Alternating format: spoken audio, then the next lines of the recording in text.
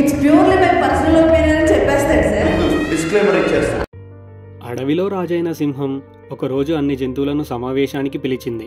1 నెల రోజుల పాటు ఈ అడవికి రాజయ్యే అవకాశం ఇద్దామనుకుంటున్నా, కానీ రాజు అవ్వాలంటే ఒక పోటీలో గెలవాలి అని ప్రకటిస్తుంది. పోటీ ఏంటంటే, మన అడవిలో ఒక పెద్ద చెట్టు కింద నీరు చేరడం వల్ల ఆ చెట్టు పడిపోయేలా ఉంది.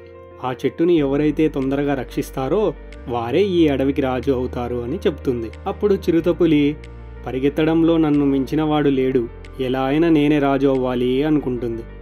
ఇంకోవైపు ఏనుగు, బలంలో నన్ను మించినవాడు లేడు, ఎలా అయినా నేనే రాజు అవ్వాలి అనుకుంటుంది.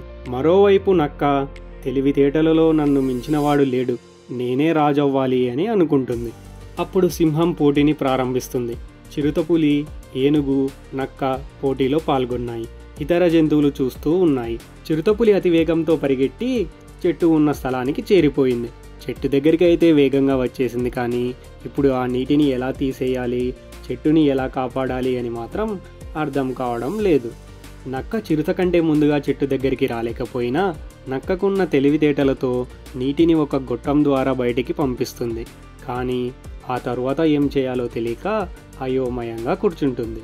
ఇంకా ఏనుగు చివరిగా చెట్టు దగ్గరికి చేరుకున్నా తనకు ఉన్న బలంతో పెద్ద పెద్ద రాళ్లను చెట్టు చుట్టూ వేసి చెట్టుని కాపాడడానికి ప్రయత్నిస్తూ ఉంటుంది.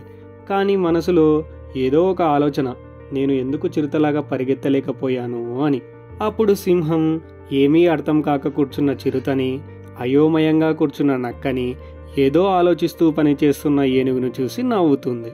అప్పుడు సింహం, మీరు ముగ్గురు నేనే గెలిచి రాజవ్వాలనే స్వార్థంతో పని ప్రారంభించి చివరికి ఏమీ సాధించలేక ఓటమి చెందారు. అదే ఒకసారి కలిసి పనిచేస్తే ఏం జరుగుతుందో చూడండి. చిరుత వేగంతో పరిగెట్టి చెట్టు ఉన్న స్థలాన్ని అన్వేషించేది. నక్కకున్న తెలివితేటలతో నీరు తీసేసేది. ఏనుగుకున్న బలంతో చెట్టు చుట్టూ రాళ్ళు వేసి చెట్టుకి బలం ఇచ్చేది. ఇలా పని పూర్తయ్యేది. అప్పుడు ముగ్గురు రాజులయ్యేవారు కదా అని అంటుంది. అప్పుడు నక్క, ఎవరు రక్షిస్తే వాళ్ళే రాజు అవుతారు అన్నావు కాబట్టి మేము ఇలా చేశామంటుంది. అప్పుడు సింహం, ఎవరు రక్షిస్తే వాళ్ళే రాజు అన్నాను, కానీ మీలో ఒకడినే రాజుగా ప్రకటిస్తా అని చెప్పలేదు కదా అని అంటుంది. చివరికి మంచి పని చేయడానికి ప్రయత్నించిన ముగ్గురుని రాజులుగా ప్రకటించింది.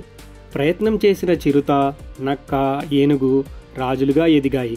ప్రయత్నమే చేయని ఇతర జంతువులు సాధారణ జీవితం గడుపుతున్నాయి. నేనే గెలవాలి అనే స్వార్థం, నేను మాత్రమే చేయగలను అనే అహంకారం లేకుంటే ఈ ప్రపంచంలో మనం ఏదైనా సాధించవచ్చు అని సింహం సెలవిస్తుంది.